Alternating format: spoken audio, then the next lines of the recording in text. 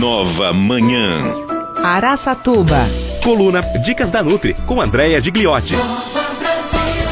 Vamos lá, gente. A nutricionista Andréia Gigliotti é pós-graduada em nutrição funcional, nutrição ortomolecular, fitoterapia e também biofísica quântica. Trabalha prioritariamente com quem busca emagrecimento e qualidade de vida. E hoje a Andréia vai falar sobre a rotulagem de 2.000 calorias. Conta pra mim, é isso que eu tenho que comer durante o dia? Durante quantos dias? Como é que é essa rotulagem? Me conta. Bom dia para todo mundo. Não, os cálculos são individuais, tá? Então a rotulagem, ela é baseada em uma dieta de 2.000 calorias.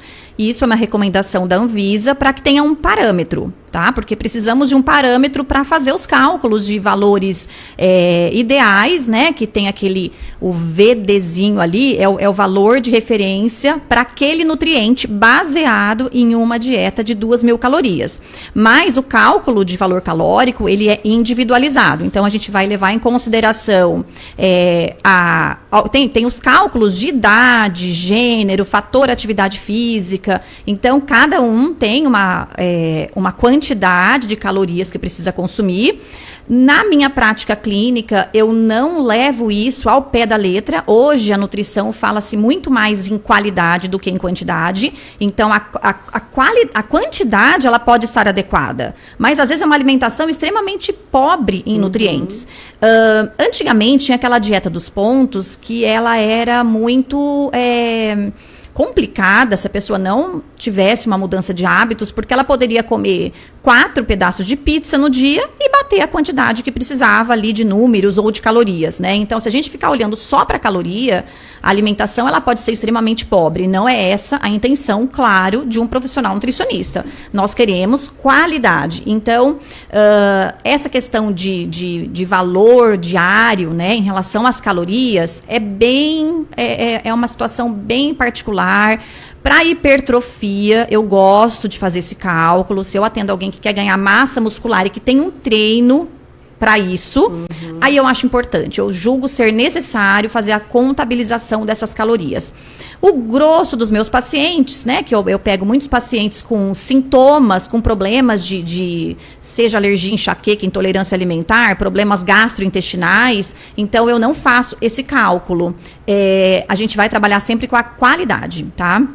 E aí agora, quando a pessoa ela já está num peso adequado em relação à gordura e ela deseja fazer um aumento de massa muscular e um controle de gordura, aí é importante que a gente faça o cálculo. E a gente não tem esse hábito de ficar calculando, a gente simplesmente come, né? A gente vai lá e come o que tem ou come o que está com desejo, com vontade. E como ter esse hábito, André? E por que é tão necessário a gente estar de olho nisso? É sempre importante a gente olhar no rótulo, né? Hoje vamos falar um pouquinho, tentar explorar um pouco essa informação da rotulagem nutricional. O primeiro ponto que eu olho quando eu pego qualquer alimento industrializado são os ingredientes. Antes de olhar valor calórico, antes de olhar qualquer coisa, eu vou olhar o que tem dentro daquele alimento. Então, muitas vezes, ele tem um valor calórico até baixo, tem um teor ali de gordura baixo, mas ele é um alimento extremamente processado, ultraprocessado. Então, a gente sempre que vai olhar uma rotulagem, nós precisamos ir direto na lista de ingredientes. O primeiro ingrediente sempre é o que tem mais dentro daquele pacote. E o último é o que tem menos. Tá. Quanto menos ingredientes, melhor, tá? Então, para a gente ter um alimento menos processado, teoricamente, até 5 ingredientes. 4 a 5 ingredientes. Passou disso, normalmente, já é um alimento que vai ter uma carga de aditivos muito grande. Tem alimentos que tem 20 ingredientes, né? Alimentos simples, por exemplo, uma torrada simples, muitas vezes tem lá muitos ingredientes. Não vou saber precisar quantos exatamente, né? Depende de marca, se tem mais coisas ou menos. Mas quanto menos ingredientes, sempre melhor. O alimento ele vai ser mais natural, ele vai ser minimamente processado. Então essa é a ideia, né? Depois que a gente olha a lista de ingredientes, aí sim nós vamos para a tabelinha nutricional. Então o que a gente precisa bater o olho? Na quantidade de fibras é importante, quanto mais fibras melhor. Normalmente acima de 1 grama de fibra, né? Aí, claro que a gente vai contabilizar toda a dieta de maneira geral, mas 1, 2 gramas de fibra. Tem alimentos que tem 4 gramas de fibra, então é um alimento muito bacana. As fibras são fundamentais para a nossa saúde intestinal. Intestino saudável, indivíduo saudável, mente saudável, tem toda a conexão. Então, quanto mais fibras, melhor. Aí vai depender um pouco da estratégia usada, né? Então, se a gente está pensando numa low carb ou numa cetogênica, a gente vai bater o olho no teor de carboidratos. Quanto menor, melhor. Isso não é para todo mundo, claro, né? Então, aí cada um precisa do seu nutricionista para avaliar essas questões que são particulares, né? Especialmente se a gente estiver falando de alguma estratégia pontual. E aí, uma coisa importante é a gente sempre ter o olhar de quanto daquele alimento, aquela tabela, ela se refere. Muitas vezes são 2 colheres de sopa, aí a pessoa vai e coloca 4. Quer dizer, ela está dobrando tudo que tem ali, né? Às vezes é meia xícara, às vezes é 1 colher de chá. Então, é importante que a gente sempre olhe, normalmente é 1 colher de sopa, normalmente, né? Mas a pessoa, dependendo do alimento, ela não vai pôr 1 colher de sopa. Então, se ela está olhando ali que tem 1 grama de fibra, ela vai usar 2 gramas de fibra, mas às vezes, dependendo do alimento, o valor calórico já é muito alto. Acima de 200, 300 calorias por porção, já é uma quantidade muito grande. Acima de 400 calorias foge, que normalmente são os alimentos muito processados, muito ricos em açúcar, né? Então, é sempre importante a gente olhar esse teor de fibra, o teor de carboidrato e essa quantidade de calorias.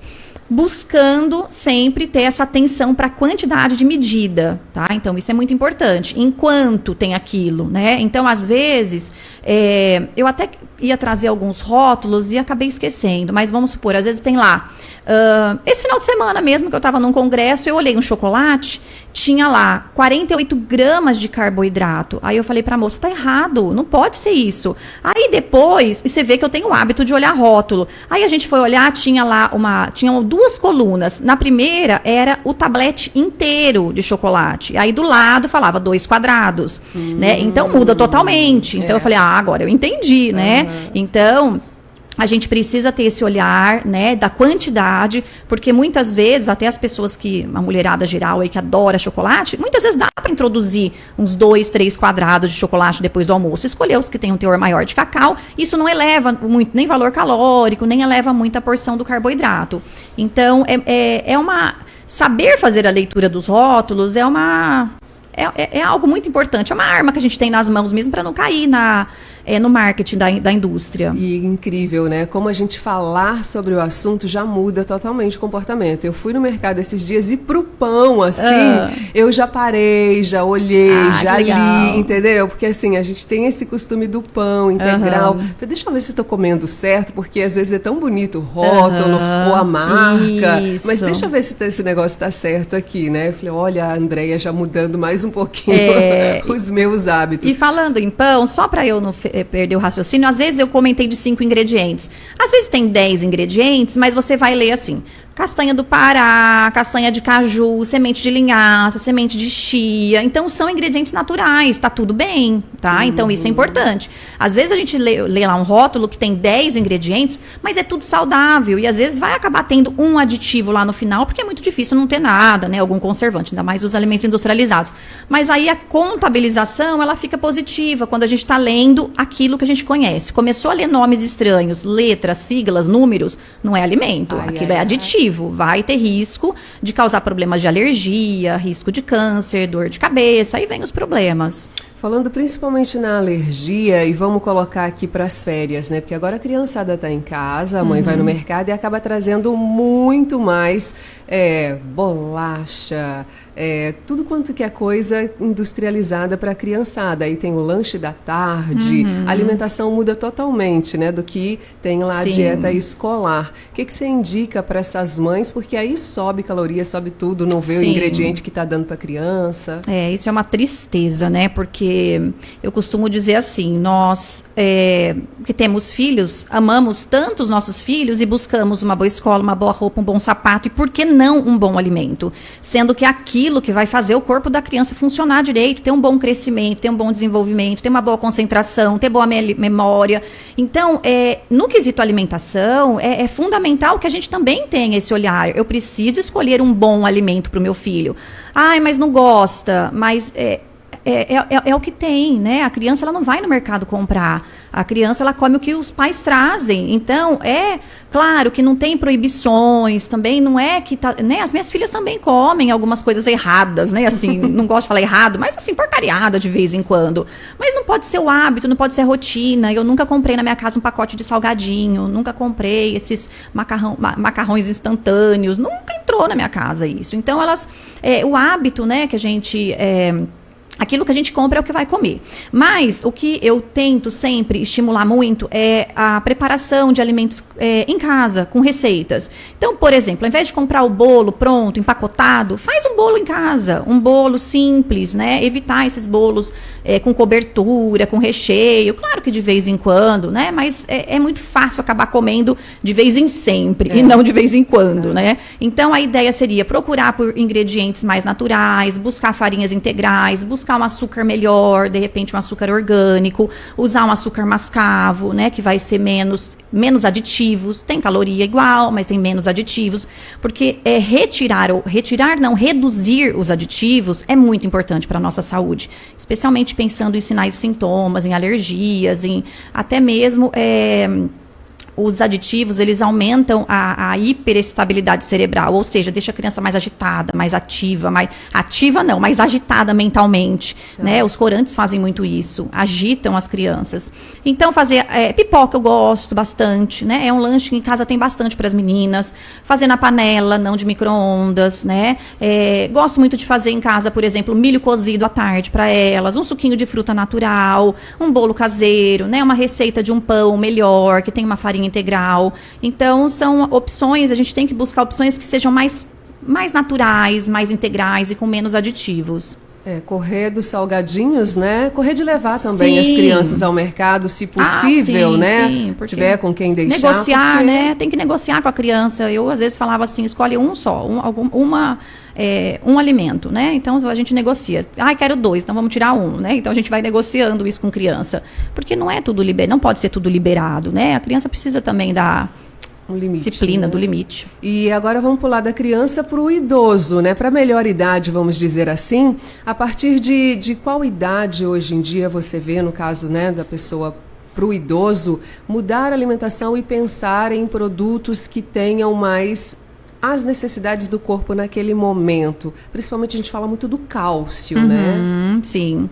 Eu me atento muito com proteínas para o idoso, porque o idoso ele tem uma tendência de perder massa muscular muito grande, é natural da idade, que é a sarcopenia. Então, ele perde massa magra muito fácil. O idoso tem uma tendência de ser mais sedentário, de ficar mais parado, né? Então, também estimular uma atividade física, que seja em casa, com um fisioterapeuta, um educador físico, né? Fazer esse idoso ficar mais ativo. Mas o que é muito importante, claro, que o cálcio é fundamental em todas as idades, mas depois, na terceira idade, o risco, né, de quebrar ossos aumenta muito. Então, a gente tem que pensar não só no cálcio, mas na vitamina D, que é muito importante, numa série de nutrientes, o zinco, vitamina K2, que são nutrientes que vão fazer essa massa óssea, né, formar uma boa massa óssea. O idoso, normalmente eu suplemento direto, eu não dou intervalo de suplementação para o idoso. E trabalho muito com suplemento de proteína, porque normalmente eles têm uma capacidade gástrica menor, eles não comem quantidade muito grande, normalmente. E aí a gente tem que fazer algum suporte proteico ou de aminoácidos, gosto bastante também. E tem um ótimo resultado avaliando ganho de massa muscular, ou pelo menos segurar essa perda, né? Que é muito comum. E avaliar, né? Quanto que é o certo da gente se alimentar por dia? Então, também isso depende muito, não tem uma regra, mas o nosso corpo ele é muito inteligente. Eu gosto muito de pensar que o nosso organismo ele dá sinais. As pessoas muitas vezes têm hábito de comer sem fome. Sem fome, só come, né? Vai comendo. E dependendo do que come, tem muita fome, né? Então, um café da manhã, por exemplo, com mais fibras, com farinhas de boa qualidade, eu costumo usar muito as farinhas que têm uma carga glicêmica baixa. Por exemplo, farinha de castanha de caju, ou de amêndoa, ou de grão de bico, farinhas que têm um valor nutricional mais alto e têm uma quantidade boa, tanto de gordura quanto de fibra. Eu passo a manhã inteira sem fome, eu não tenho fome. Se eu tiver fome, eu vou comer algum lanchinho, uma fruta, uma castanha, enfim, algo sempre pensando no mais natural possível. Mas eu não tenho fome. Então, é importante o ajuste da alimentação para que a pessoa não tenha fome a cada 2 horas, porque se ela ficar comendo carboidrato simples, se eu comer de manhã carboidrato simples, pão refinado, por exemplo, eu vou ter fome, 10 horas da manhã, fato. Eu vou ter fome mesmo, real. Se eu não como essa farinha refinada, eu não tenho fome, tá? Então, é muito particular, mas normalmente a minha recomendação é coma se você sentir fome, tá? E quando for comer, escolha por alimentos de qualidade, claro, né? Comida, né? Alimentos mais naturais possível, evitar os industrializados e empacotados. Você falou coma quando tenha fome. O pessoal perguntando se isso vale agora, vamos mudar para água. Beba quando tenha sede ou água não. Beba tantos litros de água por dia, independente de... Então, a água tem um cálculo mínimo de água que a gente precisa de acordo com o nosso peso. O mínimo é 30 ml vezes o nosso peso atual, tá? Com a água funciona um pouquinho diferente. O que eu percebo na minha prática clínica? Quem toma água, quem tem uma boa hidratação, sente sede. Quem não toma, não tem sede. E deveria ser o contrário, né? Mas não é. Na prática, isso eu não tenho dúvida mais que isso é fato. Eu tenho a impressão e penso que o corpo... Sabe quando a pessoa também come pouco e qualidade ruim, que às vezes o metabolismo fica muito lento? Eu acredito que para a água funciona da mesma forma. O corpo ele segura tanto a água que a pessoa acaba não tendo o mecanismo da sede. Então ela faz muito pouco xixi, ela urina pouco, uma urina escura, né, de cor amarelo forte. Então isso já é um indicativo de pouca hidratação. A cor da urina é importante para a gente avaliar se o consumo de água está adequado. Quem é muito magrinho, às vezes 1,5 litro é suficiente, né? Às vezes a pessoa é minhonzinha, 1,4 litro, 1,5 litro é a quantidade. Outras pessoas chega próximo de 2 litros, às vezes até mais, 3 ou 4. Mas a ideia é ter uma boa hidratação, pelo menos com o mínimo, tá? O mínimo, que não é tão difícil, é que as pessoas não se hidratam. As pessoas tomam muito pouca água. Então, a água é fundamental, né? Então, é a mesma coisa. Se eu como 3 vezes ao dia, mas eu estou comendo densidade nutricional, tá tudo bem, né? Okay. Claro que... E o corpo, ele vai manifestar o sinal de fome se por acaso a pessoa comer muito pouco. Então, a gente tem que ter... tem que observar, porque é comum, às vezes, também a pessoa tem fome e não come, né? Aí passa. Então, a gente tem que respeitar o nosso organismo. Eu recomendo, no mínimo, 3 refeições por dia. Café da manhã, almoço e janta. A ceia é totalmente dispensável. E até prefiro que fique sem ceia, pra gente fazer um jejum que seria fisiológico de 12 horas, né? Então, se eu jantei às 7, eu vou fazer o café da manhã às 7. Isso é algo muito saudável para o nosso metabolismo. Dá um tempo para o nosso sistema digestório, né, fazer toda a digestão, dar uma limpadinha, né? Não ficar o tempo todo trabalhando, metabolizando. Então, mas é claro que é tudo muito individual. Quem quer ganhar massa muscular tem que comer mais vezes, não tem conversa, não dá para ganhar massa muscular, né, só com essa quantidade de refeições por dia. E, por exemplo, nos meus planos alimentares, eu tenho sempre a opção, eu ponho a opção de lanches intermediários. Então, se tem fome, tem isso, né, para você comer. E se não tem fome, vai para o almoço. Mas uma observação importante, se no almoço a pessoa come demais, aí é importante que ela faça o lanche da manhã. Às vezes 1 hora antes do almoço é uma estratégia boa. Meia hora antes do almoço, às vezes, é uma estratégia boa. Porque ela vai chegar no almoço com pouca fome. Sabe aquela fala assim, vai estragar o almoço? Para a obesidade é ótimo isso. Porque vai estragar, a pessoa vai comer menos, né? Qualidade boa, mas ela vai comer menos, né? Então tem essa dica também que é legal, né? Às vezes a pessoa fica a manhã inteira sem comer, mas ela detona no almoço. Come muito, não é legal. E não come nada à tarde, come muito na janta. Não é legal. Aí, nesses casos, precisa do lanche. Nossa, tinha outras milhões de perguntas, mas vou deixar até para a semana que vem, Sim. principalmente de horários, assim. Eu acho que seria interessante a gente bater nos horários, os melhores horários, para ter esse Vamos. metabolismo legal e saudável. Sim. E como eu acho interessante a gente realmente ter uma assessoria, uma ajuda de um especialista, porque você está falando de nutrientes para os idosos, eu penso só no cálcio. Não. E você já trouxe outra gama de coisas que a Nossa. gente precisa para o corpo, né? Outros muito mais.